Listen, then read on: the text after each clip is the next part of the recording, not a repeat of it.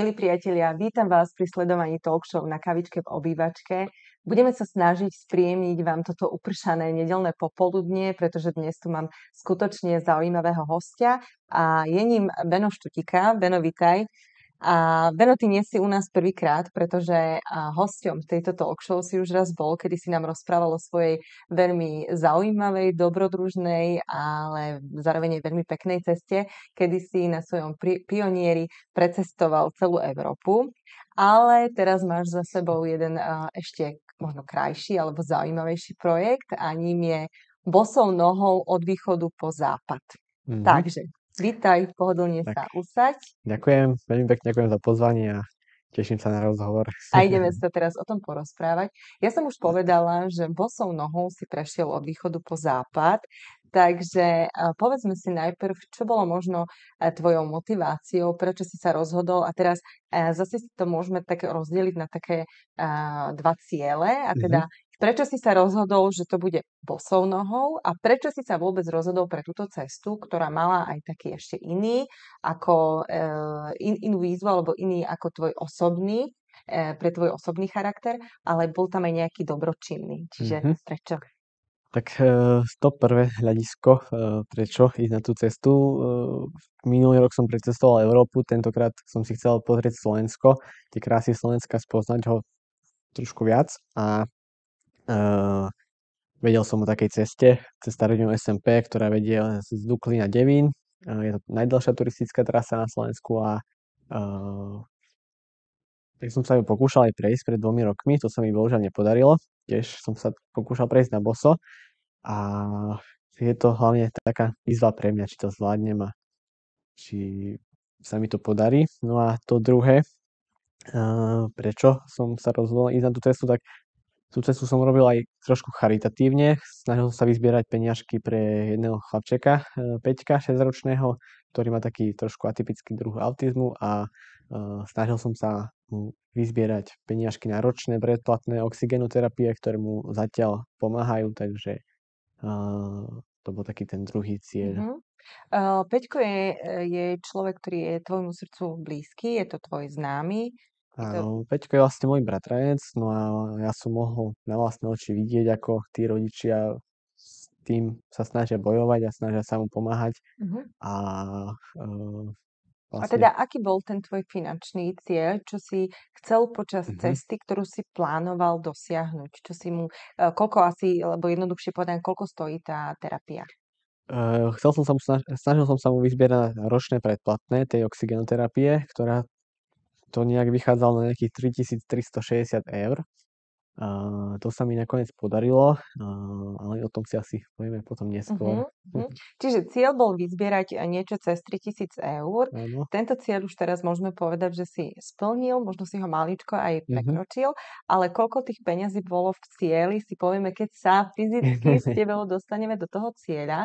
Takže povedali sme si, že tentokrát si naozaj ten pionier nechal doma a rozhodol sa použiť najstarší dopravný prostriedok, ak sa to dá tak nazvať, a tým sú tvoje nohy.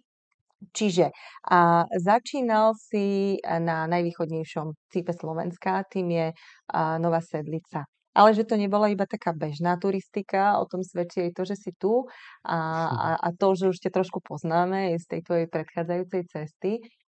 Čiže skúsme si povedať, že ako si sa na tú cestu pripravoval a teda cesta začala 13. augusta, v nedeľu 13. augusta. Ty si sa jedného dňa iba tak ráno zobudil a povedal si, že tak dnes je ten deň, kedy tú cestu začínam, alebo si to plánoval možno aj z nejakého dôvodu počasia a tak ďalej. Ako to celé prebiehalo predtým, ako si vykročil už naozaj za svojím cieľom? Samozrejme, tú cestu som nejak sa snažil prispôsobiť aj počasiu. Mal som vyraziť dokonca nejakých 14-15 dní skôr, ale počasie mi to nedovolilo. Stále pršalo, bolo chladno. No a na čo by som niekde sa trápil v lese, keď môžem ešte na chvíľku počkať a videl som, že počasie sa potom má zlepšiť, čo nakoniec aj vyšlo.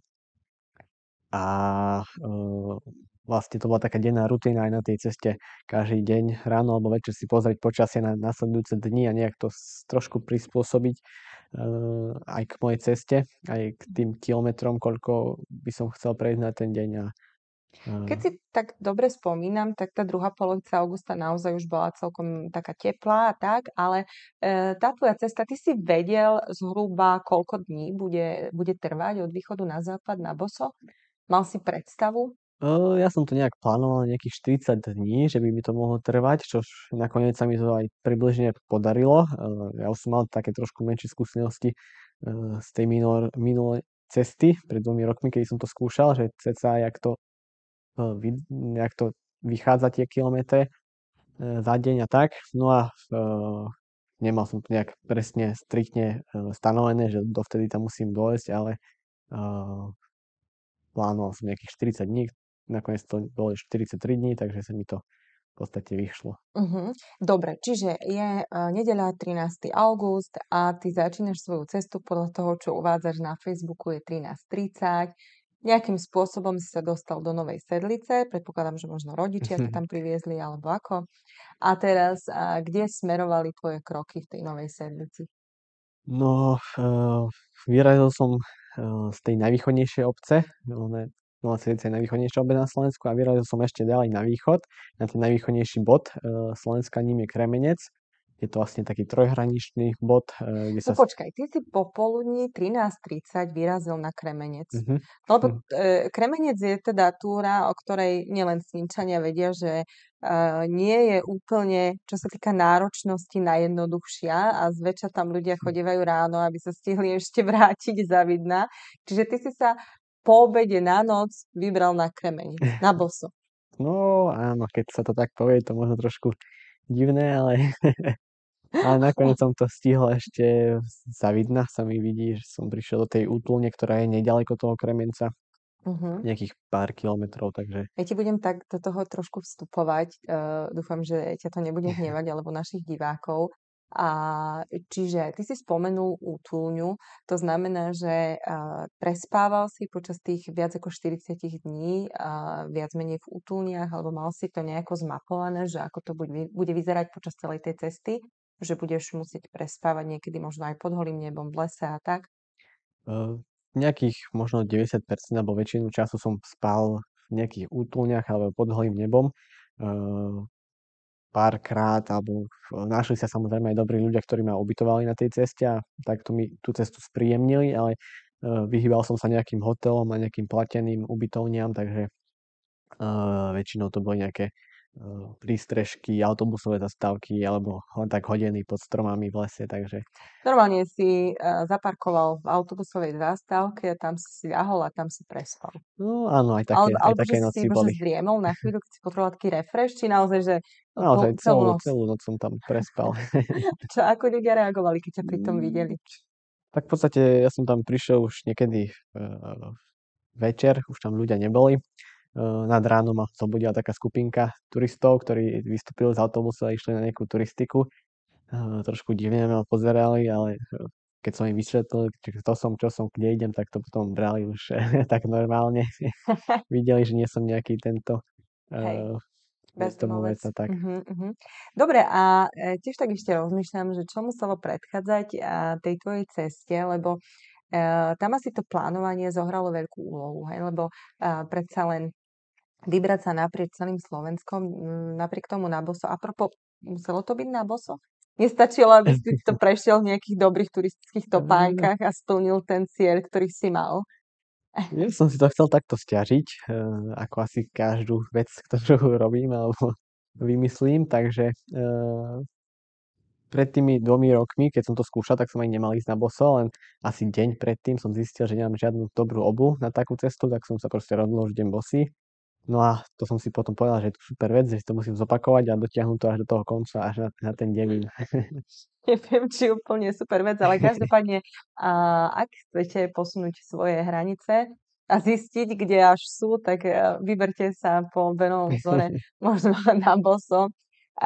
Čiže chcel som sa dostať k tomu, že tá celá príprava, to celé plánovanie muselo zahrňať aj to, čo si všetko zbáliš do toho rúbsaku, alebo pretože tým, Mhm, že ty si naozaj cestoval po svojich, po vlastných nohách, tak aj obsah toho rúbsaku alebo tej tášky batohu, s ktorým si cestoval, asi nemohol byť príliš ťažký. mhm. Čiže čo obsahuje Benov rúbsak? Tak ten rúbsak obsahuje naozaj toho strašne málo, aj keď som potom cestou zistil, že nejaké veci by som ešte mohol vyhodiť. Ale ja som na tej ceste počítal naozaj každý gram. Chcel som uľahčiť tým nohám a uh, sú tam naozaj len tie základné veci, ktoré človek potrebuje na to, aby prežil. Nejaký spacák, karimatka na spanie. Mal som u sebou nejaké náradie alebo nejakú výbavu na varenie, takú úplne nejakú ľahkú, maličku, skladnú. Potom tam bolo zo pár kusov oblečenia, nejaké jedné kraťasy, dve trička a jedna mikina, takže toho bolo naozaj málo v tom batohu, ale nakoniec to úplne v pohode stačilo. No a samozrejme najväčšia taká záťaž na tej ceste bolo to jedlo a voda, ktorú človek proste musí so sebou niesť. Mhm. Ako ženu ma zaujímajú nejaké praktické veci, pretože ty si aj nie úplne, že 24/7, ale si aktívny na sociálnych sieťach a tých svojich sledovateľov, ktorých máš celkom dosť, si pravidelne v nejakých intervaloch, podľa toho, ako ti to možno mobil dovolil, a aj informoval o tých tvojich zážitkoch z ciest.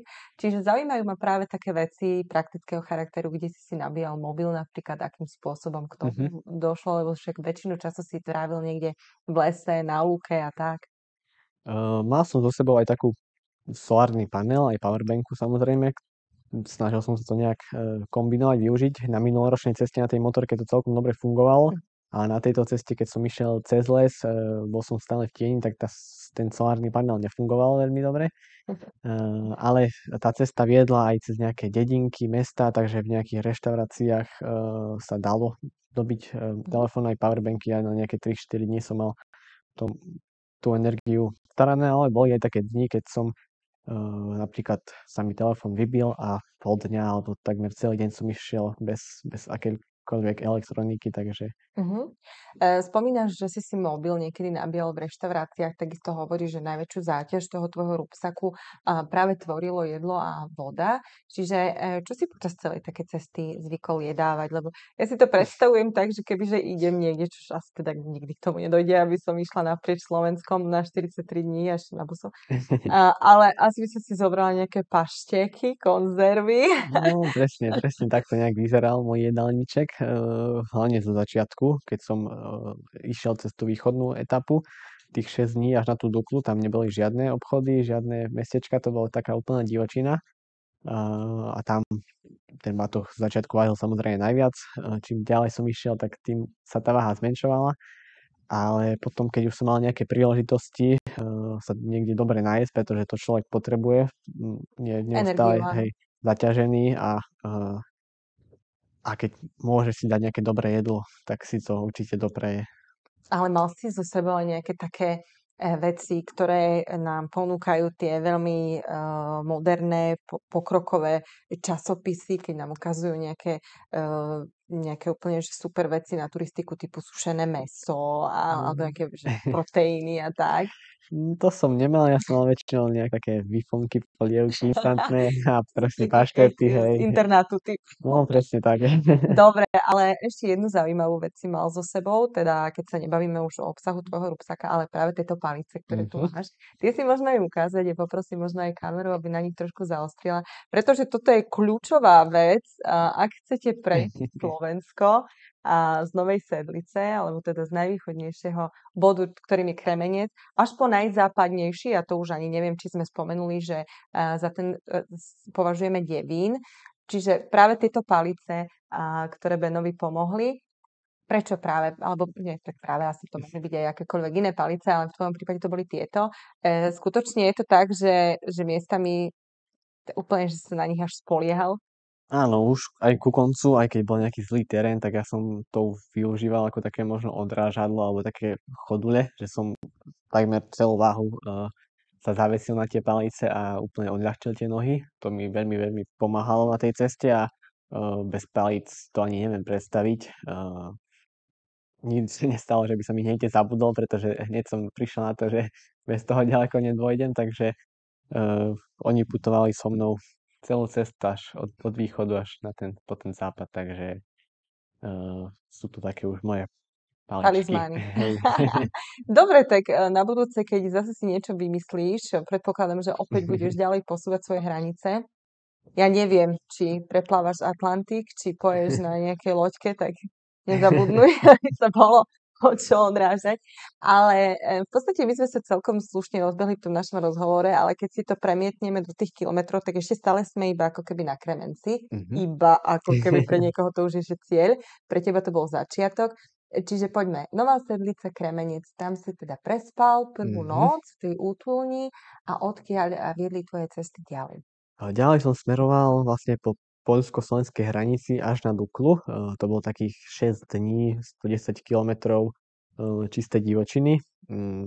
Naozaj tam bolo veľmi málo ľudí. Poľsko-slovenskej hranice, to znamená, že ty si odbehol aj do Poľska. Áno, vlastne na začiatku, ten prvý deň, keď som išiel na Kremenec, tak som, aj keď to bol najvýchodnejší bod Slovenska, tak ja som si odbehol ešte ďalej na východ, až do Poľska. Nestačilo ti. Bol som sa pozrieť na veľmi krásne kopce, Veľká Rávka, Malá Rávka, ktoré sú v Poľsku. Sú to úplne Popri tom nádherné. všetkom, čo je to taká jedna veľká malá Hej, rávka? hej. A boli tam krásne výhľady a určite to stálo za to. Je to taká nejaká hodinová zachádzka. Čiže Takže ako z toho plynie, že už keď sa rozhodnete prejsť naprieč Slovenskom, odbehnite si toľko aj no, do určite áno, Poľska. stojí to za to. Pretože z toho Kremenca tam nie je nič vidno. Tam sú všade dokola stromy, je tam taký žulový, keď sa nemýlim, nejaký taký trojúholník, taký obelisk. Takže taká výhľadka na tom vrchole podľa mňa musí byť, takže som si odbehol sa Dobre, pozrieť. čiže dá sa povedať poľsko-slovenské pohraničie, ideme po Mhm. hrebení. Väčšinou času sa ide, áno, po hrebení. Križuje sa tam napríklad cedlo ruské, potom bol som si pozrieť prameň Cirochy a pokračoval som ďalej cez Balnicu. Na tom vláčiku som sa nepovozil, ale v podstate stále kopírujem tú poľsko-slovenskú hranicu až na Duklu, odkiaľ originál začína tá cesta hrdňov SMP. Ja som si to predĺžil o tých 110 kilometrov a od tej vlastne Dukly začínajú také dosť asfaltové úseky, takže dosť také náročné pre tie nohy. Až Počas tých 6 dní, kým si došiel na Duklu, ktorý si prespával kde? Tam to boli celý čas úplne, alebo si sa našiel aj niekde v lese alebo pod holým nebom? väčšinou som sa stále snažil nájsť nejakú útulňu, alebo ja som si to vlastne plánoval tú cestu, že som si našiel nejaké 3 miesta na prespanie, či už to bolo nejaké útulne, prístrežky, alebo hocičo, čo ma mohlo skryť pred dažďom. Ale Pršalo v tom období? počasí mi celkom akože vyšlo, nepršalo až tak, ako som čakal, ale samozrejme ma zastihli aj hneď zo začiatku nejaké búrky, hlavne v noci, keď som už v podstate aj prespával pod tým holým nebom, takže som musel potom utekať do takej malej murovanej, neviem čo to bolo, ani nejaká striežka uprostred takej, no, uprostred lesa, vedľa takej lúky. No a to bol taký celkom zaujímavý deň vtedy, pretože sa mi vybil aj telefón, aj čelou, takže som tam sedel takto skrčený. Bola to naozaj taká maličká búda a úplne som stratil pojem o čase a priestore, takže mi to prišlo ako nekonečne dlho. Počkaj, a aj si sa v tej chvíli možno trochu bál, alebo si to bral ako nejaký, že fakt musí to prejsť, ja to musím dať? No áno, proste človek to musí vytrpieť, počkať si chvíľku, pokiaľ vyjde to slnko a potom môže pokračovať ďalej. A akože nejaký strach, tak človek musí si to vytrpieť proste. A to celý čas si bol bosý.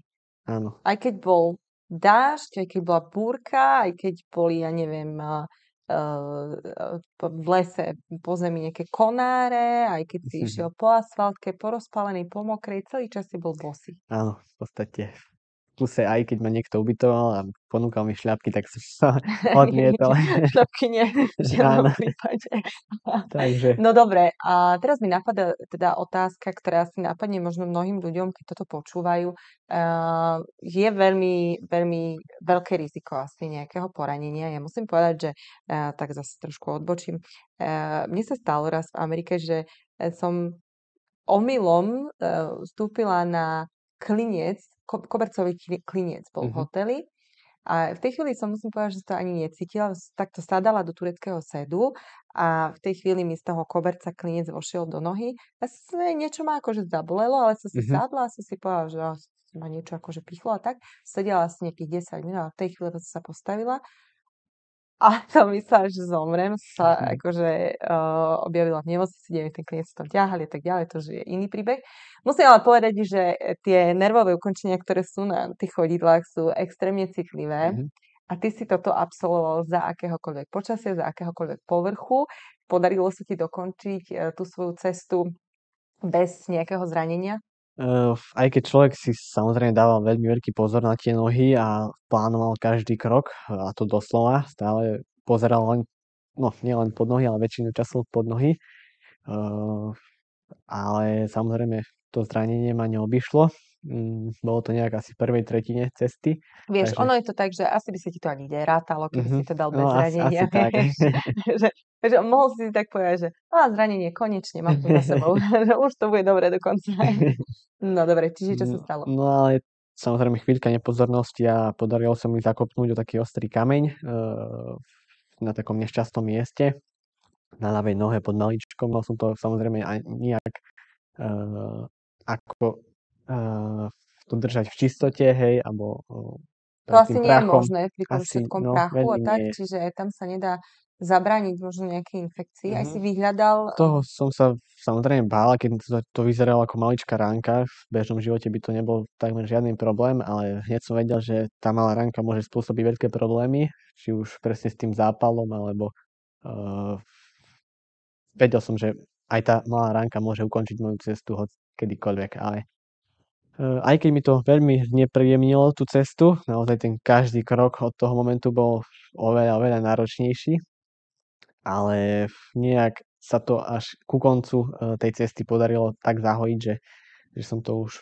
takmer ani necítil, no to počkaj, čiže zranenie. toto sa ti stalo v ktorej časti cesty? V prvej tretine, Pre takže v podstate istotu. ešte na Celú začiatku, cestu ťa hej. to sprevádzalo toto, hej? Áno. Ono sa Nemôže. to samozrejme nechcel veľmi dobre hojiť, aj keď to cez noc, ja som si to samozrejme dezinfikoval večer aj ráno, nejak som si to ošetroval, ale keď človek ide denne 20 kilometrov, tak to sa nedá To bez som sa toho. presne chcela opýtať, že či to máš nejak tak spriemerované, že koľko kilometrov, a neviem, že či to môžeme rátať na kilometre, teda na trasu, Mhm. alebo na čas, že koľko tak denne si dal Uh, priemerne, alebo či si to mal že cieľ, že musím dať dnes 20 kilometrov, ináč, aj mhm. keby neviem čo, idem do polnoci. Samozrejme to záležalo vždy od povrchu cesty, či už bola nejaká príjemná, nejaké lúky, mäkká hlina, alebo to boli zase asfaltky rozpálené, alebo ostré kamene. Ale taký priemer, čo som sa chcel držať, bol nejakých 20 km až 22 km za deň. To sa mi potom úplne presne podarilo. A Každý deň. e, nie každý deň, niekedy to bolo viac, keď boli nejaké lepšie úseky cez ciest, alebo keď som sa ponáhľal do nejakého obchodu, alebo tak nakúpiť zásoby. A potom niekedy to bolo aj menej kilometrov, nejakých 15, 14, alebo pár dní som aj musel čakať kvôli zlému počasiu, takže Mhm. Nemal si miestami taký pocit, že už si trošku aj pripínalo z tej samoty? určite to človek stále sa sám seba pýta, či je to ešte normálne alebo nie je. Ale Ale v tom prípade akože je tam veľká výhoda, lebo človek si aj sám hej, sebe hej. odpovedá. No presne, aj tak sám so sebou niekedy pohovorí a tak si na konci povie, že konečne niekto rozumný, s kým sa baví. Takže Takže, ale mne to nakoniec vyhovalo ísť sám, pretože som nemusel nikomu prispôsobovať tempo, aj keď možno len tak trošku podvedome, ale stále keď s niekým ide človek, tak sa mu snaží nejak vyhovieť Mhm. a nechcel som hlavne prepisknúť tie nohy, nejak sa veľmi ponáhľať alebo tak, takže Hej, ale zase povedzme si, že ty si až tak úplne celú cestu mhm, nebol sám. Nebolo to síce plánované, že na každom úseku sa niekto k tebe mhm, pridá, ale taký náhodný okolo idúci niekedy, alebo nadviazal si nejaké možno aj nové kamarátstva, až mhm. priateľstva alebo známosti. No určite áno, tých stretnutí bolo na tej ceste veľmi veľa. a tých ľudí, ktorí mi pomohli takisto. Boli tam aj takí ľudia, či už to boli turisti alebo náhodní ľudia na tej ceste v nejakých mestách, dedinkách. Na jeden deň bol taký výnimočný pre mňa, pretože sa pripojili ku mne rodičia na jeden deň. To si povieme, keď Hej, tam to si môžem dojdeme. povedať. No My a sme ešte teraz, čiže povedzme si možno o tých ľuďoch, ktorí ťa sprevádzali a potom pokračujeme ďalej, kde sme skončili a to bolo na Devíne. áno. Tak takou asi najväčšou spolucestovateľkou, alebo neviem, ako to mám nazvať, spoluputničkou bola Katka, ktorú som stretol prvýkrát na Kráľovej holi a vlastne mali sme také celkom podobné tempo a vydržalo to až cez celý hrebeň Nízkych Tatier až na Donovaly. A práve Katka je od Bratislavy. Katka cestovala takisto sama? Nie, ona išla vlastne s takou partiou, boli tam chalani Joško a Peťo, ak sa nemýlim. Dúfam, že to je dobré, lebo tých ľudí bolo strašne veľa, tie mená sa mi úplne pletú. No a tých samozrejme turistov alebo spoluputníkov alebo cestovateľov bolo viacero na tej ceste, ale oni boli takí tí pre mňa možno najvýznamnejší, alebo s nimi som strávil najviac času na tej ceste. A tá Katka úplne na konci, keď už som sa blížil do toho cieľa, mi ešte pomáhala, ma dvakrát ubytovala a potom posledný deň, celý deň putovala so mnou až na ten Devín, kde som vlastne ukončil tú cestu. Katka možno sa ešte niekedy v živote objaví. No. Dobre, ale pokračujeme ďalej. Z Devína potom tvoja cesta smerovala kde? Z Devína? Z Dukly. Z Dukly sa tá cesta trošku stáčala na juh. Tam začínali také tie dosť asfaltové úseky, celkom ťažké. Asfalt rovná sa strašná horúčava. No presne, a bolo aj také celkom dosť teplé počasie. Takže... Na jednej strane fajn, že teplo, že neprší a tak, na druhej strane asi na tom asfalte to nebolo, čo. Bol aj nejaký plus Gierik? To našťastie ma obchádzalo. Tie nohy si nejak dokázali tak zvyknúť na tú záťaž postupne, tým, že som išiel z začiatku cez tie lesy, kde boli celkom príjemné, mäkká pôda, mäkké podmienky pre tie nohy. Boli celkom fajn, aj keď sa tam samozrejme našiel nejaký kameň alebo ostrý konárik. A mali dosť času si na to zvyknúť za tých 6 dní. Takže na ten asfalt už boli trošku možno pripravené a snažil som sa stále neprepísknuť tie kilometre a dávať si pozor na tie nohy, takže... Dobre, čiže Dukla, asfalt... Dukla potom sa cez asfaltky sa ide cez Veľký Šariš, Malý Šariš, Prešov až na Košice. Tam sa opäť cesta stáča na západ a pokračuje v podstate za Košicami zase už ma asfalt opustil a pokračoval som cez lesy, takže to bolo opäť také celkom spríjemnenie tej cesty. Čo na tom juhu, keď si sa objavil pri tých Košiciach, tam bolo niečo zaujímavé, čo si tam videl? Tak tých miest každý deň človek vidí niečo nové a v každý kút toho lesa alebo toho chodníka prinesie niečo nové tomu človeku. Vieš, ja ako taký laik, teraz si predstavujem, že ako si šiel Malý Šariš, Veľký Šariš, Prešov, že kadiaľ si tam išiel, lebo ja by som išla odtiaľ potom cez Trojicu, normálne na diaľnicu, vieš, do Košíc. Čiže ako to bolo? Ja som v podstate celý čas išiel po nejakej turistickej trase, nešiel som nikdy len tak po nejakých cestách alebo krížom cez les, stále tam bola nejaká turistický chodník alebo cestička. No a vlastne od Košíc som sa už celkom dosť ponáhľal, ja som sa veľmi tešil na Telgard a Kráľovú hoľu, to bol taký môj prvý, ten menší cieľ na tej ceste. Takže to som sa snažil čím rýchlejšie prebehnúť ten juh toho Slovenska. Tam sa ti to aj asi podarilo, lebo tam už skončila asfaltka? No áno, akože väčšinu času už to bolo cez lesy, aj keď tam boli nejaké ťažšie úseky, celkom chodníčky tam boli zavalené stromami, takže trebalo celkom preliezať cez tie stromy a dávať pozor na tie konáre ostré a tak. Ale aj práve tam sa mi stalo to zranenie, možno preto, že som sa trošku ponáhľal. No a ale to som nejak prebehol až do Telgartu.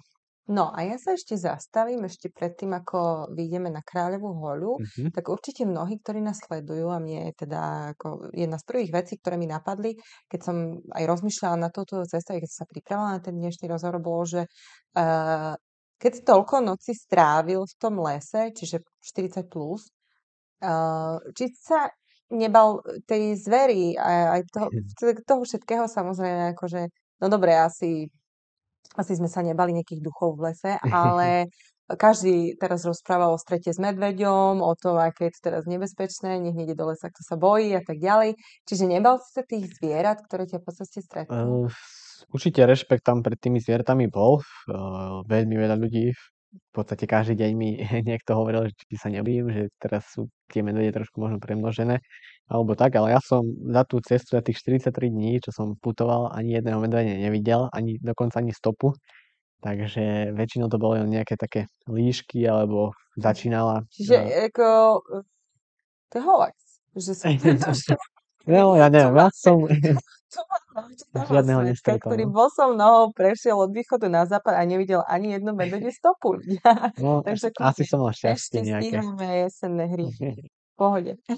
No, ale v tom období už začínala taká jelenia ruja, takže to bolo také potom večer spríjemnenie toho večera, keď človek leží niekde pohodený pod stromami a počúva tie zvuky. Leží pohodený, pekne to dávaš. Dobre. Takže, ale iný nejaký nebezpečný stret tam nebol. A aké zvieratá si stretol? Líšky, nejakých veľa komárov samozrejme v noci. To som mal, určite to som mal, ale tak to neviem, ten pot to asi nejak prebíjal, takže takže to veľmi nefungovalo. No, nejaké potom asi také najnebezpečnejšie možno zvieratá, ktoré som mal a boli úplne najmenšie a to boli kliešte. Tie vieme, že sú dosť akože nebezpečné. Ja som ich na tej ceste mal viacero, ale inak, inak nič také strašné to nebolo. Nejaké líšky, nejakých jeleňov, srnky Kliešte a si tak. povyberal, hej? To som si vybral sám, vedel som to. No dobre. Takže poďme pomaly, sme teda plus minus Za isté Košicami, Tatry. no. Už môžeme ísť do Telgartu. Ideme do Telgartu aj. Čiže Kráľová hoľa, Muránska planina je to? Teda... Je tam, hej, poblízku Muránska.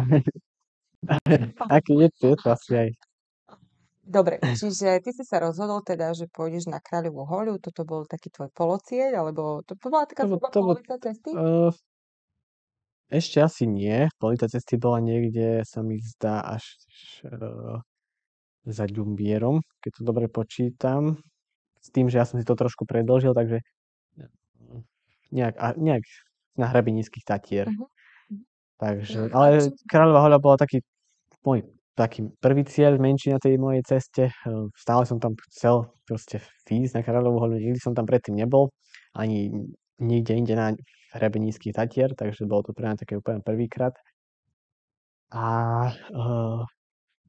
Splnilo nakoniec... to tvoje očakávania, lebo výhľady z Kráľovej hole hovorí sa, že sú tie najkrajšie. Preto takým symbolom asi Slovenska. Mne to nevyšlo, hovorí sa, že až jeden z 10 výšľapov alebo turistik na Kráľovú hoľu vyjde počasie turistovi. Mne to samozrejme nevyšlo. Prvýkrát, keď sme tam vyšli aj s rodičmi, tak... Počkaj, s rodičmi. Presne toto som sa chcela opýtať. Či ti aj chýbali tvoji blízky počas cesty a ty hovoríš, že s rodičmi. To si ako máme vysvetliť. To bol taký špeciálny jeden deň, že oni sa vracali od Bratislavy. No a tak si povedali, že sú ma vidieť na tej ceste a možno skúsiť si také putovanie, takú turistiku. Samozrejme nešli bosí, nenechali sa presvedčiť. Aj si skúšal, hej? Skúšal som, samozrejme. Som vravel, že keď neprídu bosí, nemusia chodiť.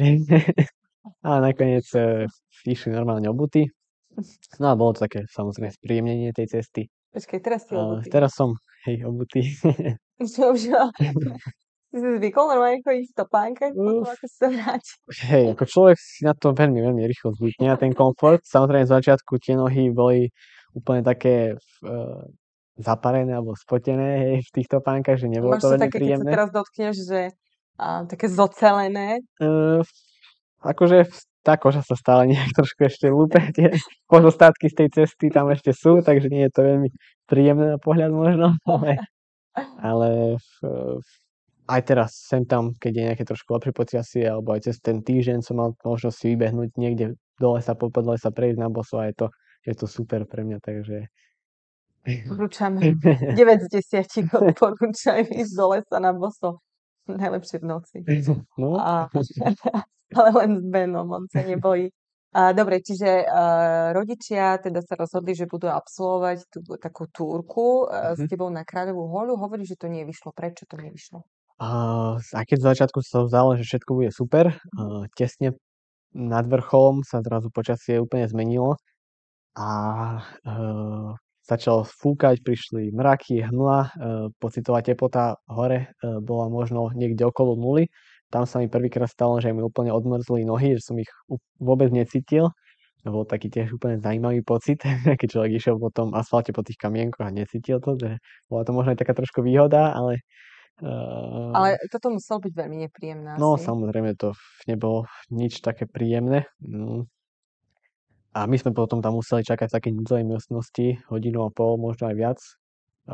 Sme čakali, či sa počasie nejak umúdri, zlepší alebo nezlepší. Nakoniec sa to nezlepšilo. Pozeral som si aj počasie na ďalšie dni. Tiež hlasili celkom podobné počasie, nejaký dážď, zimu. Takže sme sa rozhodli, že sa vrátime dole do Telgartu. Ja som v tom čase nemal ani žiadnu celkom dobrú výbavu.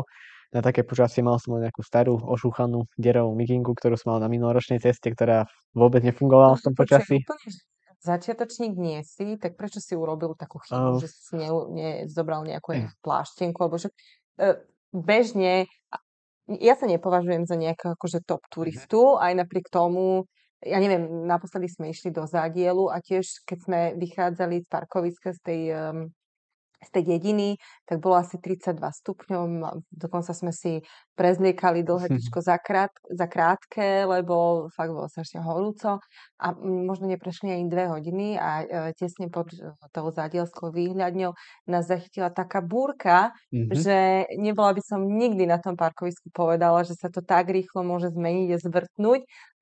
Čo si ma osvietilo, ja som hodila 3 pláštenky do toho rúbsáku, tie nás potom zachránili aj čo sa týkalo teploty, ale aj čo sa týkalo toho, že sme neboli úplne do nitky premočení. Čiže prečo taký zdatný človek v oblasti turistiky Uh, ako ty si nezbalí ja pláštenku a som akože mal taký prší plášť proti vode, ale tam bola celkom dosť zima. A som si myslel, že keď tá mikinka fungovala na tej minuloročnej ceste, tak môže fungovať aj na tejto ceste, ale to nefungovalo. Takže to je také, vieš, keď si niekto bere, neviem, daj nejaký talizmanik, bude niečo do vrecka, ty mikinku hej, deravú. no, asi tak.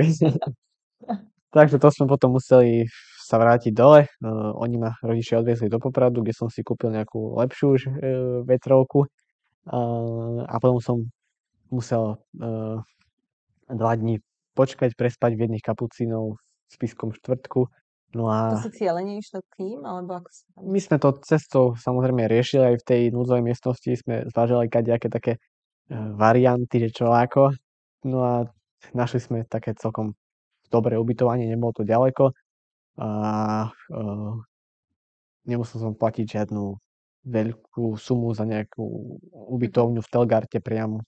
A aj si počas tej svojej cesty a možno aj v tomto bode niekedy mal ten pocit, že ukončuješ cestu, pretože naozaj sa to nedá tých vyše 40 dní zvládnuť na boso a možno to nestojí za to, alebo ja neviem, chcel si to Aha. jednoducho s tým seknúť a povedať si, toto nie. Uh, tak taký moment, že by som si povedal, že končím, taký tam nebol. Samozrejme som zvažoval, keď som mal to zranenie, že či to náhodou dokážem prejsť tým zranením, či to radšej neskončím, že by som nedostal nejaký zápal alebo tak, ale nakoniec, keď už som si vravel, že už som došiel sem, tak už musím pokračovať ďalej, že nemôžem to teraz len tak zahodiť tú celú cestu a stále ma to poháňalo dopredu. Aj napríklad tí ľudia, ktorí prispievali tú sumu ako peniažky pre Petika, tak ma tiež posúvali ďalej a ďalej, že som si hovoril, že to nemôžem teraz dať a s tým by skončila aj tá možno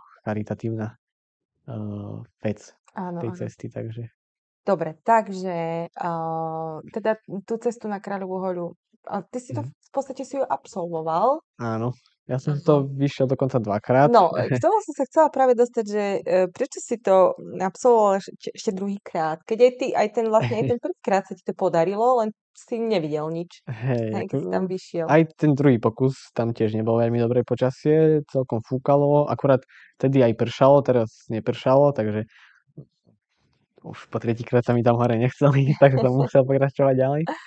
A A na budúce, kebyže ideš na Kráľovu, tak to dáš v topánkach či bez? záleží podľa okolností samozrejme. Hej. A ísť niekde na Krivaň v topánkach? To som tiež bol vlastne na Kriváni. Posil. Mhm. Aha. Som si tiež Ja som bola vybehoval. aj v topánkach, to akože bol zaberák, tak... Takže ako... je to Ako také normálne si bol na príjemne. Kriváni bosy, No hej, ale v ako... rámci tejto cesty? Nie, to bolo len tak, že som si myslel, že idem bosý na Kriváni. Som išiel. OK. Neviem, čo mám na to povedať, lebo ja som bola nedávno na Kriváni, mám to ešte tak, ako že by som povedala, že celkom čerstvo v hlave. Keď si predstavím ten posledný zhruba hodinový úsek Mhm, po tých skálach a tak, mhm, kde je, ale že úplne, že zlomok sekundy, keď sa ti stočí noha, lebo mhm. však tam už ideš po 4 úplne hore na ten vrchol, tak tam dobrá obuv zohráva veľmi dôležitú úlohu. Akože áno, tí turisti, čo tam boli, tak na mňa tiež trošku divne pozerali. Ale ja som akože S tými divnými im... pohľadmi sa podľa mňa chcel stretnúť viackrát asi No, počas svojej celej cesty. cesty a najhoršie to bolo potom úplne na konci, keď som išiel domov, ale k tomu sa asi potom Mhm, dostaneme. mhm.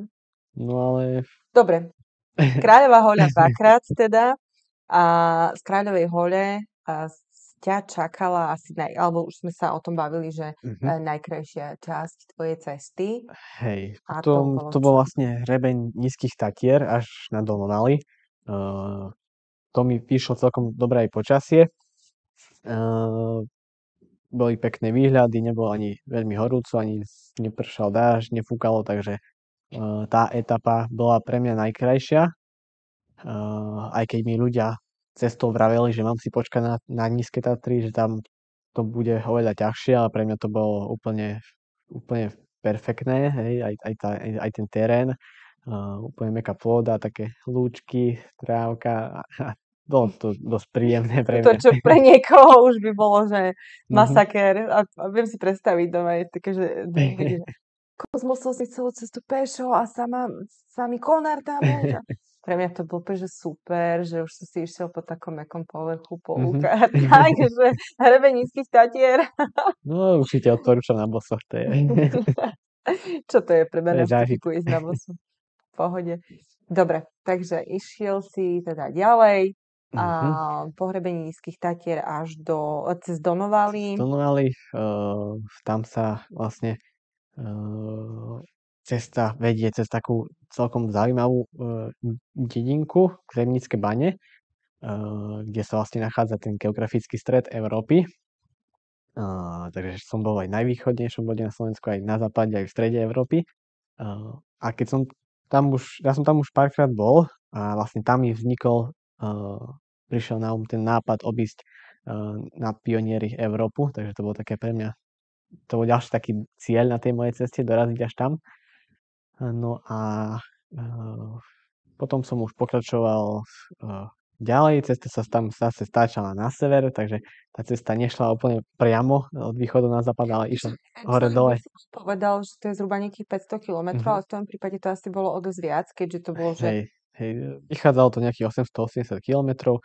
Tá cesta naozaj ide v podstate po celom Slovensku takmer. Dokonca zachádza až do Česka, že som si pozrel aj trošku Česka. No a z toho Česka, keď sa človek už potom zase vráti na Slovensko, tak už ho čaká taká posledná etapa cez Karpaty. to už bol zhruba ktorý deň, keď si zavítal do Česka. Nejaký možno 30 a niečo. Čiže to už bolo naozaj v Už tej, ku v tej konci, áno. poslednej štvrtine tvojej cesty.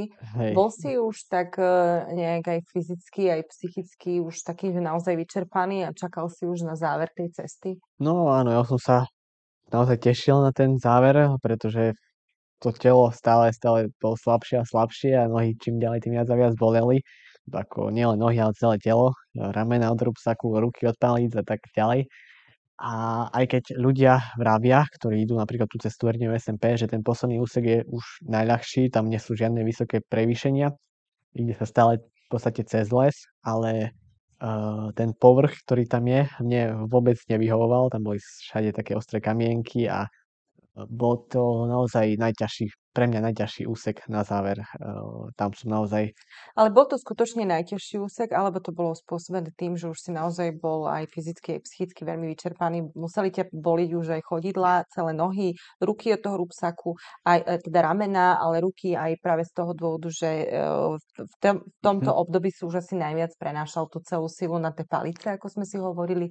Čiže nebolo to spôsobené iba tým vyčerpaním? Akože určite aj tým to bolo spôsobené, ale aj tým povrchom tej cesty. Naozaj každého, koho som stretol, že mi vravel, že to už dám, to už je v pohode, ale keď sa niekto tam skúsil výzvu, tak zistil hneď, že to nie je až také v pohode, pretože keď človek ide v topánke, tak si ten povrch naozaj vôbec neuvedomuje. A boli tam aj také úseky, napríklad cez vrch Ostrý kameň, lepší názov sa tomu naozaj nedal nazvať. Áno. Aj keď nebol tam iba jeden ostrý kameň, bol tam milión malých ostrých kamienkov. Čiže dal by sa lepšie ostré kamene. Hej, ostré kamene, no. To by bolo asi také najvystižnejšie. Hej. Vieš o niekom, kto už absolvoval podobnú cestu na boso? Uh, neviem. Ani som to nejak nevyhľadal, či už to niekto skúšal prejsť, alebo neskúšal, ale sa mi nejak zdá, že nikto to ešte takto na boso neprešiel. Možno nejakí ľudia boli, čo prešli v barefootoch, to sú také tie úplne tenké topánky, alebo ako to mám nazvať, ale takto na boso, že úplne na boso asi ešte nikto. Ani si neskúšal zisťovať nejaké informácie ohľadne toho, že by ti, neviem, patrilo nejaké prvenstvo, nejaký zápis v nejakých rekordoch? Neviem, nejak som to neriešil, som to chcel prejsť tak v podstate pre seba, no a aj spojené s tou charitatívnou akciou, Predpokladám, že takže... nejaké médiá sa určite o teba zaujímali aj počas toho, ako si išiel, možno lebo však zaujímali sa o teba už aj keď si išiel na to Pionieri, Mhm. všetky komerčné a nekomerčné, aj kde kto. Čiže len z toho dôvodu sa pýtam, či ti náhodou niekto aj neoslovil nejaký zápis do Uh, nejakých rekordov naozaj. No, ako oslo, samozrejme si ma odchytili na tej ceste nejaké médiá, natočili nejaké reportáže, čo mne nakoniec veľmi pomohlo, tým, že som sa možno tak trošku zviditeľnil. Nie sám pre seba, Áno, ale preto, aby si splnil ten preto áno, charitatívny aby cieľ sa niekoho podarilo vyzbierať tie peniažky, čo sa nakoniec aj vďaka, si myslím, že aj vďaka tomu podarilo vyzbierať. A v, väčšinou to boli také nejaké krátke reportáže, ale bola taká aj trošku jedna dlhšia, kde ma možno asi 4,5 alebo 5 hodín naháňali po kopcoch a natáčali, takže to bolo také trošku zdržanie. naháňali, lebo si s nimi nechcel hovoriť, alebo preto, lebo chceli Oni chceli zaujímavejšiu zaujímavé reportáž. zábery a tak, takže no ešte bolo, keď tam bol nejaký úsek cez kamene a prešiel som raz a bol to zlý záber, tak ešte raz. Ale dalo sa to nejak Tak skombinovať. No a potom som to musel muselo sa dať. samozrejme dobehnúť ten stratený čas, takže... Dobre, a poďme teda už naozaj na ten posledný Mhm, úsek, čiže už si išiel po stopách Karpát, alebo mhm. neviem, hovorím Hej, dobre? hej, Biele Karpaty, potom Nízke Karpaty. Tak dobre, to hovorím, nie som si istý, ale... A postupne si sa dostával už na ten najzápadnejší bod Slovenska a tam si už chcel zdolať Hej, Devín. ako Devín, ja som mal úplne v pláne ísť až na ten najzápadnejší bod, ktorý nie je na Devíne, ale je to dedinka trošku ďalej, nejakých ešte takmer 40 kilometrov od toho Devína. Ale Čo to je? Ida? nie, to je nejaká... Neviem teraz, stále mi vypadne ten názov, Mhm. takže neviem presne teraz. Ale ja už som na konci bol tak úplne zničený, že som No sa počkaj, teraz som uspokojil sa aj s sama nad týmto. tým Nová Sedlica, Patince, nejaká Ida tam je, veľká malá, niečo také. To tak si to pamätal so skúškou, to je jaká skúška teraz, že najvýchodnejší, najzápadnejší. Dobre, pozrieme Hej. po natáčaní. No a teda si sa Takže rozhodol pre ten Devín, prečo? ja už som bol naozaj unavený, aj tie nohy boli už dosť v takom zlom stave. A to bol taký akože prvotný plán, že dojdem až na ten najzápadnejší bod, ale samozrejme boli tam nejaké alternatívy, že stačí na ten Devín, takže som skončil na Devíne, kde ako oficiálne končí tá cesta Hrdinov SMP, takže to bolo zase len... Tam si už došiel sám na Devín? Nie, na Devín ma dosprevádzala tá Katka, ktorú som Mhm. už spomínal, aj s manželom.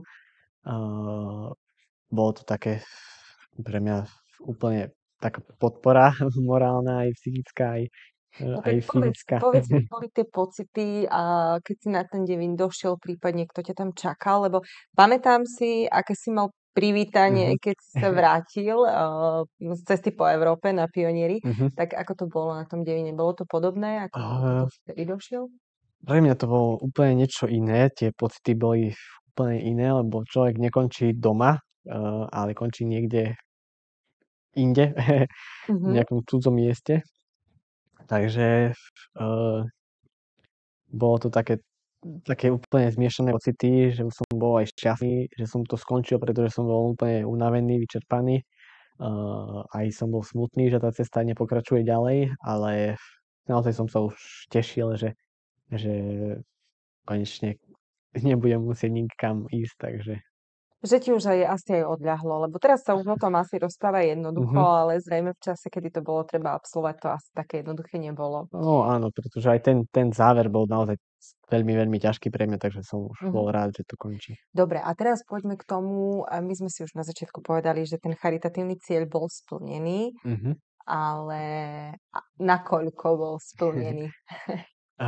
Tak tým cieľom bol vyzbierať najprv 3360 eur, čož sa nám nakoniec podarilo. Podarilo sa to celkom výrazne aj akože prekročiť tú hranicu.